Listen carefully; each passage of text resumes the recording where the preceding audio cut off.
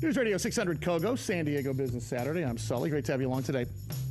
So now that we've talked about the Dow Jones, now that we've talked about all things market, I want to talk to you about how to find a job, because as I talked to you about before in the program, Suzanne Crettol joins us from Seasoned Search. SeasonedSearch.com is an executive recruiting business, but more than that, it is a business that coaches you on how to find a job. And Suzanne, thanks so much for swinging by the studio today. Thanks for having me. So you're a lifelong connector of people. You are you're an advocate of positive outcomes, and you started off in a very different place other than executive search. Talk about your story. Yeah, I ended up working in publishing.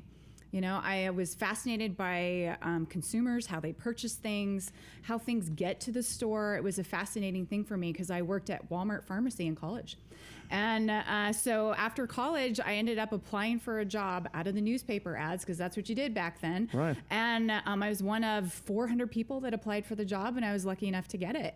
And so therein lies my start in learning about distribution, about managing merchandisers, you know, getting the consumer in front of your product and selling more product. So how does one go from there to being a founder and president of an executive search firm dedicated to coaching and connecting people together? Was there a failure involved? Was there a recession involved? What caused, or was it all the above? You get laid off.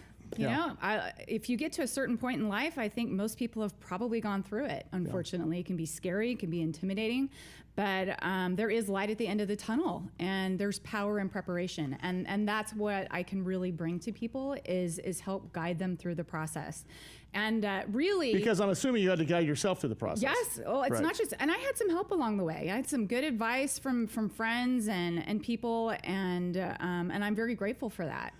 But part of it too is just, it was natural for me. You know, my mom used to call me the Ann Landers of my high school, because I was the one that brought people together, fixed things, whatever. I'm really kind of a fixer. I know Suzanne personally, and I would say that's a very good characterization. So I want to spend some time kind of unpeeling this onion here. Mm-hmm. Recruiters, headhunters, that's not offensive, is it? No, not at all. So headhunters, recruiters are basically personnel agents. Yeah. For lack of a better term, you're basically the agent in between the corporation and the candidate and the employee. And for you are concentrating on what you know best, and that's consumer goods, correct? Correct. Talk to us about the different types of recruiters, because I know there's an agency recruiter versus an internal recruiter. If folks are listening right now on News Radio 600 KOGO, maybe people are trying to find a job, and maybe this is an outlet for them, right? Correct. So agency recruiters, also known as headhunters, also known as recruiter, they tend to be hired by a corporation to fill a specific position. So they are charged with looking for very specific things. So let's say, out of your realm, but let's say Qualcomm, for example, here in San Diego, or Illumina here in San Diego needs to hire a specific person. They will put out a recruiter from their organization, or they'll hire a third party to go out there for the sole limited purpose of finding that candidate, right? Yeah, so typically what they do is they come to someone like me when either they don't have time to do the search themselves, or they've exhausted their capabilities and they need some outside help. Okay. And that, because I am an added expense, right? So, but you're also a service whereby you know, other than I mean, this is really the veritable needle in the haystack, isn't it? On the corporate side, trying to find somebody, it is a needle in the haystack. We call it the purple squirrel. Finding the purple squirrel. That's exactly what it is. Okay, so let's set aside the corporation side for a second, because most of you listening here specifically about jobs on News Radio 600 KOGO, and especially that business, it may not be the head of Qualcomm or the head of Illumina like we've been talking about, but you're just the person that needs to go find employment. And I would believe that starts with the resume. Am I accurate there? Is that the first sort of step? Absolutely. That's your sales pitch. You know, that's your foot in the door. And I hate to say, for all the work you put into your resume, you may only get a whopping 10 seconds of somebody visit. Yeah, because I'm assuming, I mean, do they get, I think they get read, but they're not going to get read thoroughly, right? Like anything else. And I'm guilty of it too. You have to remember the sheer volume of and you read of resumes you're getting. And unless I'm specifically working with someone trying to change things, hone it in, fine tune it, I'm not, really reading it very carefully. Now there are some. Well, wait a second. So let's stop there. Yeah. So when you're doing that, I mean, let's put you in because you are in the place of the hiring manager there. When you're picking up a resume, what are you looking at? I mean, what does your eye go to first? Numbers. Numbers. With respect to what? Lift. I want to see %. I want to see $sign. I want to know. Oh, you want to see results. I want to see results. So on my resume, if I'm, let's use sales because it's an easy example. You want to see that I worked for XYZ company and I was able to increase their sales by X% over the course of X amount of years. And then I'm assuming your next question will be, well, then if you did that, then why are you leaving, right? I mean, I always have to ask that. Yeah. But it's my job to persuade them. And I have to find reasons why. And I look for reasons why this particular role I'm working on would be a good fit for them. But I'm also the voice of reason. And if they tell me that they're doing really well and they're up for promotion, then I'll tell them straight out, this isn't the right time for you. I think you're better off staying at your company, because I wouldn't be doing my job as an advocate for candidates if I wasn't sharing that important information. Suzanne Crettol is the founder and president of Seasoned Search, and we're going to help you try to find a job if you're looking for a job here. Let's give some takeaways on the resume. So should a resume be 10 pages of everything you have? Should it be 1 page, or is it somewhere in the middle? Yeah, it's really somewhere in the middle. You don't have to be bound to the 1-page resume anymore. That's really old-fashioned. I've seen people that have, I think 3 pages is probably the max you want to go for the average because person. You're going to have some experience on it. I mean, I couldn't even list all the jobs most of the time. If I listed all the radio stations and TV stations I've been on, I couldn't list in 1 page. So are you talking about experiential, right? Yes, experiential. And I like to see bullet points. Paragraphs are tough to skim. I love bullet points. It's just a lot easier to read. And again, going to those results is really important. And listing your awards. Yeah, let's talk about what you want on there. So obviously your name and your stuff, but talk about what order and what you want to see on a resume. Okay. Education is important, but unless you just graduated from college, the education needs to go on the bottom. Because I hate to say you spent all that money at that Ivy League school or that wonderful, fantastic school, but it doesn't matter after 3 or 4 years. So it's work experience. It's work experience. It's what you've accomplished during your that says a lot to people that may not be able to afford to go to an Ivy League school or just barely got in because of their high school experience. They just got into a small school. It comes down to work experience. So there is retribution or salvation for those people that didn't graduate from Princeton, right? Correct. So if that goes on the bottom, what goes on the top? Your name. And the other really important thing that I see people forget sometimes is their city and state. You don't need to list your street address and where you live exactly, but if you don't have a city and state, that can be an automatic rejection. Because you're not necessarily looking for jobs just in one city. Right. Right. And I get that some people do it for that reason, but I am specifically looking for somebody in that city. And I don't have time to make contact with everyone that hasn't listed that information on there. Yeah, because you're sifting, as are corporate hiring managers. Where does the work experience fall? Do you put your recent on top versus your first job? Because I remember talking to you, and you always look at the first job, but do you want to see that first job first, or how should it look? I start from the bottom. So yes, your most current experience should be at the top. But I start at the very first job you list on your resume. And I go up from there. Now, what if your first job was like my first real job was sweeping the floors right here in San Diego at A.O. Reed Plumbing and Heating right down the street on Ruffin Road. And then my next job was at Price Club, now called Costco. That has nothing to do with where I am now, but are you still interested in that? Did you see that? Or is it my first professional job out of college? If it impacts your story, then yes, I want to hear about that. And I'll give you an example. I'll tell you mine. Okay. So I worked at a drugstore when I was about 15 and a half. I got my work permit and I started working there. And I worked all through high school and college. And it gave me my first foot in the door into what it was like to work at retail and work with customers. I was going to say, people experience, right? Oh my gosh, yeah. Talk about customer service. And I worked in a pharmacy. People aren't always happy and feeling good when they come in. And it's very personal. It's very personal. Sure. Yeah, it's very personal. So that gave me the exposure. And then I started playing around with things. I became more involved. They gave me a section. I was in charge of the vitamin section. I went downstairs where we kept the back stock, and I saw that there was this huge pile of extra stuff that was expiring. Well, you don't need to do that. You can get the order in the next day. So is this the type of story you would tell in an interview?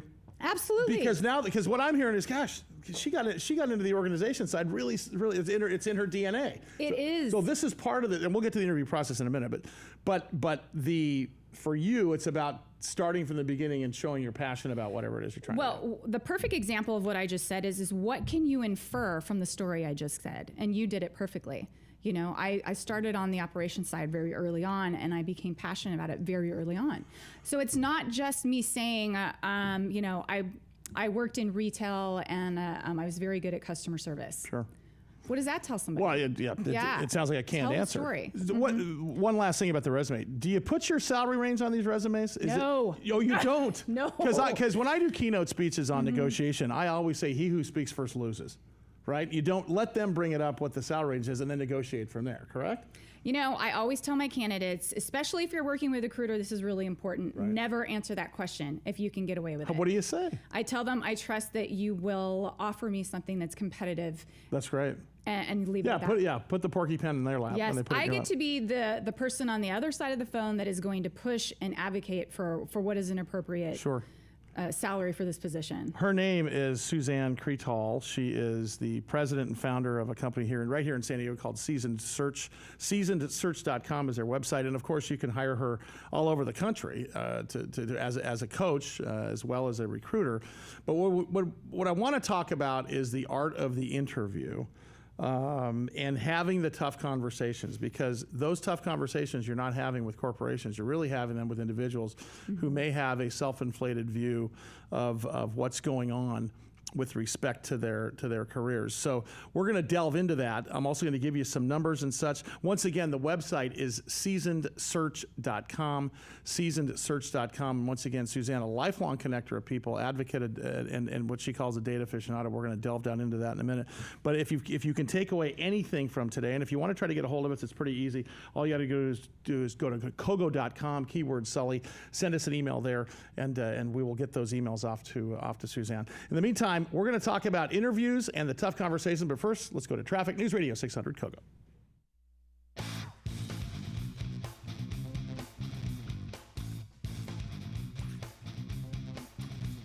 News Radio 600 KOGO, San Diego Business Saturday had kind of a volatile week on the market. As we talked about earlier in the program, Dow Jones ends up right around 25,000. S&P, though, still above 7,000. We'll see what's happening on the week to come here. Sully here. I'm sitting in studio with Suzanne Crettol. Suzanne Crettol is the founder and CEO of a company right here in San Diego called Seasoned Search. Seasoned Search is an executive recruiting firm. It's tough to say if you do it too quickly. So seasonedsearch.com is the website. And we've been talking about what a recruiter is and how you do your resume. If you want to ask her a question personally on how to do your resume, Suzanne is a coach in this business for all comers. So you can go to seasonedsearch.com, hit the contact section, and get a hold of her, or just email us here at KOGO, and we'll put the two of you in touch. Let's talk about the art of the interview, Suzanne, because from talking to you in the past, I know this is about articulating your experience and the way we just talked about a minute ago when you talked about when you worked at a drugstore, so on and so forth. Talk about the art of the interview, because that's a big piece of this.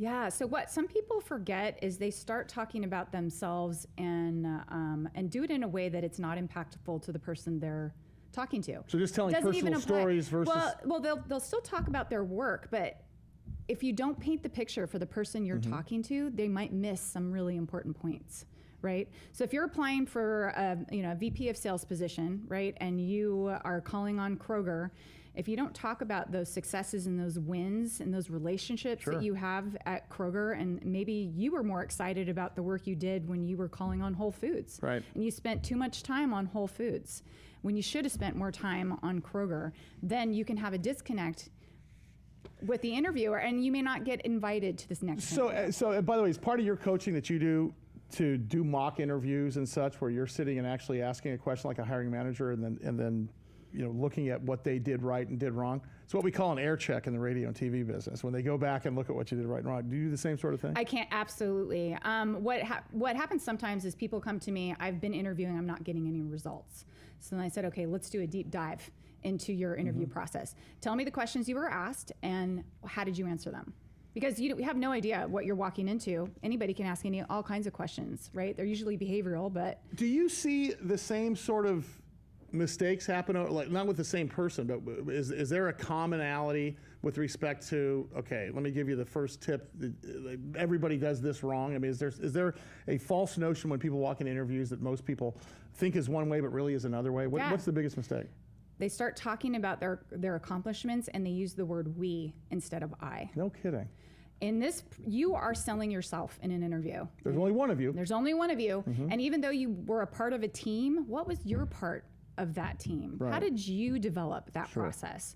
And how did you, play a big part in that role to get the team to where they were?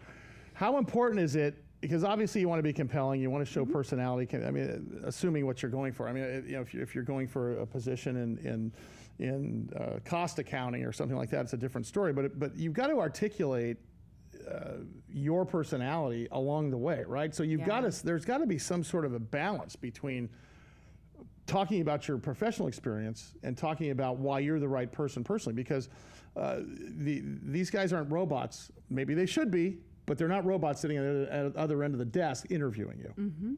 Yeah, so really, I want people to connect with the person on the other side of the phone, especially hard in a phone interview, right? Because you can't see their facial expressions. I didn't even think about that. Yeah. So a lot of these are on the phone. A lot. First interviews are typically on the phone. Yeah, and maybe you need to prepare for a Skype interview too. You need to practice. Like a Skype video interview. Yes, people forget. People forget to practice. They think, oh, I can do this. It's just like when you prepare for a speech, right? Sure. You need to practice. If you're not doing that all the time, you've got to do that. So that's interesting you said that, because here we are in our mind's eye listening to us on News Radio 600 KOGO and thinking in terms of, I'm thinking in the other side of the desk. Do most interviews, I guess if you happen to live in the city that you're applying in, but a lot of these start off on the telephone before you get face to face, right? Absolutely. I didn't even think about that part of it. So and by the way, is it a different interview you do over the phone versus that you do sitting in front of somebody, or you try to keep all of your skill sets sort of the same? Well, I tell people to record themselves, practice their elevator speech, record themselves, listen to it. Would you want to talk to you again? Because your inflection is so important. I have had a lot of clients come back to me and say, I just didn't hear the passion in their voice. I don't want to move forward with them. Wait a second, though. But what if you've got a person that just increased sales 30% over the course of 3 years? This guy knows how, or this gal knows how to push the buttons, and you're not going to hire her because of a vocal inflection? Does that happen? They're making a judgment on how you're going to fit into the organization. If you talk like a robot and you go through all of your checklists and this is how you talk the entire time, but people how get are you nervous, going to fit in? People get nervous, though. That's what they do. How do you fight that? I'm assuming it's from practice, right? Well, yes, that's why I tell people to practice. I tell people all the time, get your iPhone out, whatever phone you have, hit the record button, and practice. I would argue, only just to take a page out of television and radio, the more you know in advance that you're not depending on your notes, the more you have it memorized. It's just look at. I talk to people all the time and I say, if you can do an interview with somebody as if you met them in a bar at an airport in between flights, right? You got a finite amount of time. So what do? And then suddenly you can just put on transmit what you do. Is it sort of the same thing you need to get to that mental state where you just know it and you're not depending on those bullet points that the other person might be looking at? Yeah, I've actually had people, I always ask people when I first talk to them to tell me about themselves, because that's a very common interview question. That's a tough question, though. I hate that question. I know, but somebody says it to me, happens. tell me about yourself. I never know where to start, whether I'm supposing on an interview, you'd have to start somewhere having to do with that job. But man, that's a tough question. Well, I've had some interesting answers to that. I've asked that, and I've had people that I can tell right away they do not interview a lot. They say, well, what do you want me to say? I'm like, okay, that is one thing you definitely don't want to say in an interview. Well, yeah. I'll tell you what I want you to say. I want you to tell me about yourself. Please don't accost me because I asked you a question. So, yeah. So, in your opinion, what is the best answer to that question? Or is there one? Or does it matter? Depend on where you're at, I'm assuming? Yeah, it depends on where you are in your career. If you're very early on in your career, give some great results-driven answers. Talk about those things that you were really successful in that role, and then leave it at that. You don't have to have a 15-minute speech. I mean, could you say something like, tell me about yourself? Well, I'm a good salesperson. I'll tell you why. I did this. I mean, is that? That's exactly what I want to hear. Okay. Exactly what I want to hear. You don't have to start at the beginning. Right. Some people say that. They say, you know, I'm a really good salesperson. I've worked in the industry for 20 years. I have deep connections in automotive and whatever. Right. And then you go into your client list and should you try whatever. to find a commonality personally with these people? I mean, Absolutely. So you should. So that's not breaching some. Like, should I try to get along with the person, or should, because I know I don't want to be robotic. At the same time, should I try to find commonality? I always try and find commonalities. For two reasons. Number one, it gets somebody to calm down and relax a little bit. Yeah. So if the person is a seasoned hiring manager, then it's their best interest to try and connect personally as well. I think that's an important thing because, hey, like I said, we don't interview all the time. We might be a little nervous. You know, maybe we have car trouble today, or there's some extenuating circumstance that happened. Let's just all relax and just have a conversation. And oftentimes the first interview can be that. And those are my favorite clients when they make it conversational. Well, let's talk about your favorite clients. By the way, Suzanne Crettol is her name. She is the president of Seasoned Executive Search. You can go to seasonedsearch.com. I have to ask you, because you've talked in the past about two things. Number one, hiring managers hire from the heart, and maybe they shouldn't. And number two, you got to have tough conversations with candidates. Let's breach both those subjects really quickly. Okay. So unfortunately in the workforce, you know, hiring decisions are a 50-50 shot sometimes. And that's because hiring managers will hire from their emotions and their gut instead of putting using a hash marks down. data-driven approach to Well, that's good hiring. though for me as a candidate, is it not? If It's good for me because then you can hire me again. But you know, at the end, I really want you to find the right person, and I want my candidate to find the right job. You know, I'm serving two people here. Sure. I'm like, you know, a real estate agent who's carrying a house, who's the buyer, representing the buyer and the seller. Right. Right. That's what I'm doing. Right. So I want everybody to come back to me, and I want them to feel like they were not taken advantage of and they were cared about. What about those people that come back to you after being told no? That's the toughest one. I mean, talk about explaining why they didn't get it, and they thought they were going to get it. I had the greatest interview. I'm going to get this one, and then they don't get it. That's got to be the rough one. How do you navigate through that personally? Well, that can be really hard because I don't always get feedback. I don't always know why they didn't get it, and the reason is you know, there can be some legalities involved if you overshare. So a large corporation is less likely to share why they aren't hiring someone, but. And the chance that it does happen, and it has happened. For example, I had a candidate that did really well on his phone screen with the HR representative, killed it in the next 2 phone interviews, was brought in for a final interview, and I think he got nervous and he bombed it. So do you ever get surprised? Do you ever get surprised when your people don't get hired? I mean, is it always a surprise, or sometimes you just know, look, I've told him this or her this 3 or 4 times, she's still defaulting to this. She's going to be fine unless she defaults to this, and if she defaults to this, she's not going to get it. You know what? At the end of the day, you still have to be yourself. I can't overcoach you because if I do and you get the job because I told you what to say, you get hired and then you're not going to last. You're not going to work. You got to be yourself. So when you send people, pat them on the head with their lunchbox on the way to the interview, what your services do is take into consideration what that resume looks like. You've polished that up. You've gone through a number of mock interviews and gotten them to the point where it's almost like going to court. I mean, it's almost like you got to be ready for court, right? You've got the judge in front of you. Yeah, and you can tell when people haven't prepared. What, in your opinion, with this job market, I'm assuming it is a candidate's market right now. Is that accurate? Absolutely a candidate's market.